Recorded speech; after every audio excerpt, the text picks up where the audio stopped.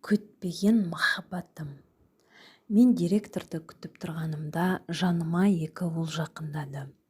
Оларға аса мән бергенім жоқ. Әдеттегідей жаңа оқушы бәріне қызық.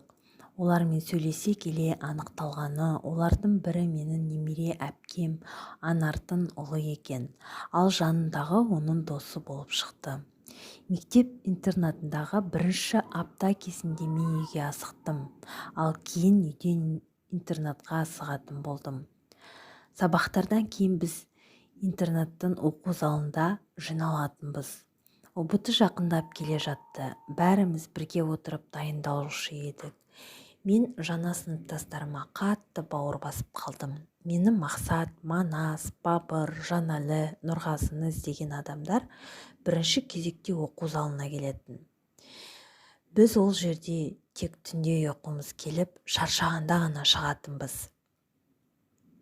Қысқы демалыс уақытысында мен оларды қатты сағындым. Әсіресе немере ағамның досын. Біз онымен оқу залында әрқашан бірге отыратынбыз. Арамызда достық сезімнен басқа, тағы бір мүлдем басқа түсініксіз сезімдер пайда болған сияқты болатын. Мектептен келе асығып, тамақтанып алып оқу залына ұшатынмын. 5-10 минуттан кейін ол да келетін. Сол келгеннен біз түнгі 2-ге дейін бірге отыратын едік. Көңілімде қуанышпен бірге қандай да бір ауыр сезім болатын. Ештеңеге қарамастан мен бақытты болдым. ұбт-ға дейінгі бір ай біздің дайындығымыз түнгі 4-ге дейін созылатын болды. Жұлдыздарға толы түнгі аспан, сыдырлап аққан бұлақ, ауылда орнаған үнсіздік және тест сұрақтары романтика болатын. Соңғы қоңырау, біз қоштасу вальсін бірге биледік. Біздің армандарымыз шыны тәрізді. Қазығұрт тауының басына шықтық. Сонда не болса да, қандай жағдай болмаса да бір-бірімізді жоғалтып алмаймыз деп шештік. Бірақ мен Астанаға түссем, ол Шымкентте қалды. Студенттік өмір, университет, мен оны қатты сағынып жүрдім. Күнде сөйлесетінбіз, уақыт өтіп жатты. Біз ұрысып, қайта жарасып осылайша жалғасып жатты. Кейде бір айдай ренжісіп сөйлеспей қалатынбыз. Бір күні бірге болмайтынымызды түсініп, мен оған телефон соғуды доғардым. Номерімді ауыстырып тастадым. Жасағандарым ақымақтықта болар. Білмеймін не үшін, бірақ оны ұмытқым келді.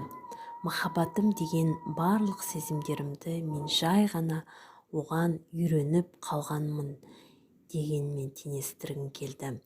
Мен өз-өзіме бір сыныпта оқыдық, бірге мектепке бардық, бірге қайттық, бірге тамақтандық, бірге дайындалдық. Күніміздің 16 сағатында бірге болдық.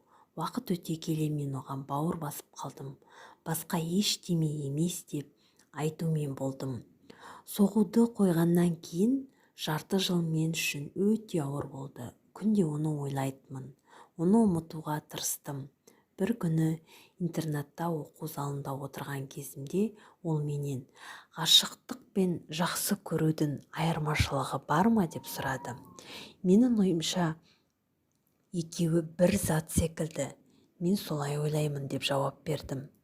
Ал оның ойланып тұрып, ғашықтық бұл адамды алғаш көргенде, немесе қайта-қайта көргенде ол саған ұнайды.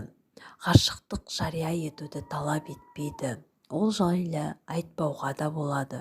Уақыт өте келе ғашық болған адамын тәтті бір қиял секілді алыстан қол бұлғап қала береді. Адам бір өмірінде бірнеше рет ғашық болуы мүмкін. Ал шын жақсы көру басқаша. Сен оны күнде көріп жүрсең де, онсыз бір минут өткізсең, сол мезет оны көргің келеді.